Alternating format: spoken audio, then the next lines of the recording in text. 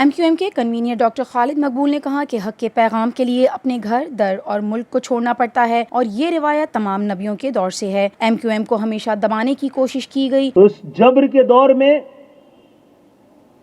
جب متحدہ قومی موومنٹ کو، جو مہاجر قومی موومنٹ تھی، اور مہاجر قومی موومنٹ سے پہلے آل پاکستان مہاجر اسٹوڈنٹ آرگنائزیشن تھی، اس کو جب جامع کراچی میں ختم کرنے کی کوشش کی تو وہ پورے کراچی سے ابھر کے آ گئی۔ جب اس کو کراچی میں ختم کرنے کی کوشش کی گئی تو پورے پاکستان میں متحدہ بن کے ابھر آئی، اور جب اس کو پورے پاکستان میں دبانے کی کوشش کی تو الحمدللہ آج یہ پاکستان کی واحد تحریک ہے جو پانچوں بر اعظم میں موجود ہے۔ جبر کے دور میں شناخت چھپانے والے پلٹ کر آتے ہیں۔ اردو بولنے والے مہاجروں اور دیگر قوموں کو سندھ میں ظلم کا نشانہ بنایا جا رہا ہے۔ ہوا پہ ابھی ان کا زور چلتا نہیں ہے تو آکسیجن اویلیبل ہے، گو کہ انہوں نے کراچی میں سبزے اجاڑ کر، درخت کاٹ کر، بلڈنگوں کا جنگل آباد کر کر یہاں کی آب و ہوا کو خراب کیا، لیکن صاف پینے کا پانی جو کسی بھی ریاست اور مملکت کی اپنے لوگوں کو سہولت فراہم کرنے کی بنیادی سب سے اہم اور سب سے پہلی ہوتی ہے، کراچی کو نہ صرف کرپشن کی وجہ سے بلکہ پہلے سے تیار شدہ منصوبے کے تحت پیاسا مارنے کی ان جزیدیوں نے تیاری کی ہوئی ہے۔ ریاست کی دوسری ذمہ داری تحفظ فراہم کرنا ہے۔ MQM کا قصور کیا ہے؟ شہری علاقوں سے منتخب ہو کر آئے ہیں اور لگتا تھا اب مدتوں تک MQM ہی رہے گی۔ MQM میں زندگی کے ہر شعبے سے تعلق رکھنے والے شامل ہونا شروع ہو گئے ہیں۔ اور سب سے بڑا قصور یہ ہے کہ 87 میں نہ چاہتے ہوئے بھی متحدہ قومی موومنٹ MQM نے بلدیاتی الیکشن میں ایک ایسے حالات میں شریک ہوئی، اس الیکشن کا حصہ بنی جب آدھی قیادت جیل میں اور آدھی روپوش تھی، اور کراچی اور حیدرآباد صرف 2 شہروں سے اس نے اپنے بلدیاتی امیدوار کھڑے کیے تھے، اور آپ سب کو یاد ہے کسی نے میئر اور ڈپٹی میئر کے انتخاب لڑنے کے لیے MQM کے سامنے کھڑے ہونے کی ہمت تک نہیں کی۔ تو لوگ جانتے تھے کہ 88 میں ہونے والے عام انتخابات میں متحدہ قومی موومنٹ یعنی MQM اس وقت وہی سندھ کے شہری علاقوں میں کامیاب ہوگی، اور ہم سب نے دیکھا کہ اس زمانے میں یہ دیکھ کر کہ اب سندھ کے شہری علاقوں کی باغ دوڑ لگتا تھا دہائیوں تک MQM کے ہاتھوں میں رہے گی، تو کراچی سے تعلق رکھنے والے، اردو بولنے والے بہت سارے ایسے سرمایہ دار، صنعت کار اور پیشہ ور سیاستدان جن کی سیاسی عمریں اس وقت ہمارے قیادت کی طبی عمروں سے زیادہ تھی، وہ MQM میں آئے اور MQM نے سب کو خوش آمدید کہا۔ یہیں سے MQM کا سب سے بڑا جرم شروع ہوا۔ غریب طبقے کے پڑھے لکھے نوجوانوں کو ایوان میں بھیج کر MQM نے اتنا بڑا جرم کیا جس کی سزا آج تک مل رہی ہے۔ اس ملک میں جمہوریت جاگیرداروں اور مراعات یافتہ طبقے کے لیے ہوگی، طے ہو گیا تھا۔ یہ MQM کا گناہ تھا کہ ان کے سامنے کھڑے ہو گئے۔ اس ملک پر یہ طے ہو گیا تھا کہ یہاں کی جمہوریت جاگیردارانہ جمہوریت ہوگی، فیوڈل ڈیموکریسی ہوگی، امیروں کے لیے ہوگی، مراعات یافتہ طبقے کے لیے ہوگی۔ ان کے سامنے MQM کا سب سے بڑا گناہ یہ تھا کہ اس نے غریب اور متوسط طبقے کے ایماندار اور پڑھے لکھے نوجوانوں کو ایوانوں میں بھیجا۔ لیکن میرا دل گواہی دیتا ہے کہ جبر کرنے والے اب آپ تھک چکے، اب ان کو آپ کی ضرورت پڑ رہی ہے، اور آپ اس ملک کی ضرورت ہے۔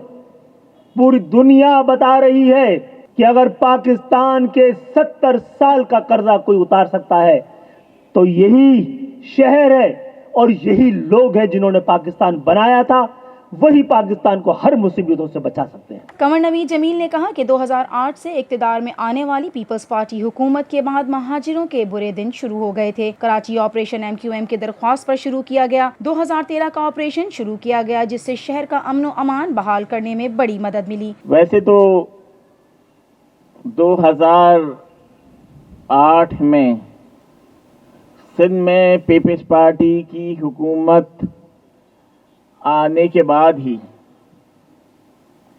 کراچی اور کراچی میں رہنے والوں بالخصوص مہاجروں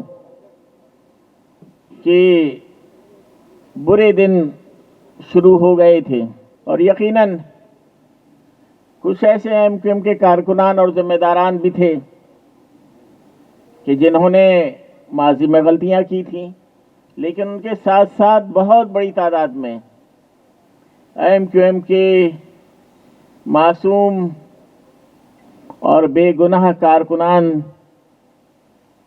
تکلیفوں پریشانیوں میں آئے، قید و بند کی صحبتیں برداشت کیں، اور بہت سارے لوگ اپنی جان بچانے کے لیے، گرفتاریوں سے بچنے کے لیے، سرکاری عقوبت خانوں کے تشدد سے بچنے کے لیے جہاں ملک سے باہر چلے گئے. یہ ان کے علاوہ جو گرفتار ہوئے،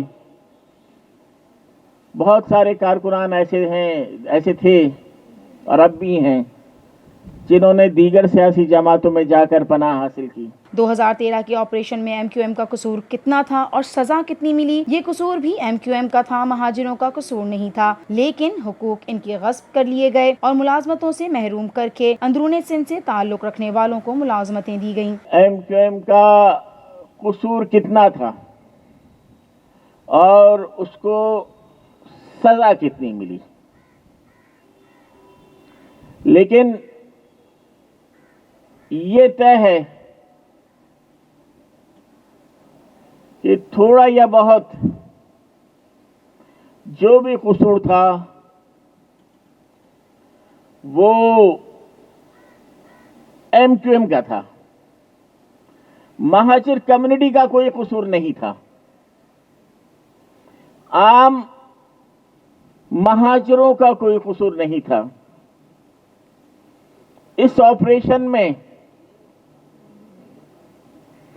ایک مہاجروں کے ساتھ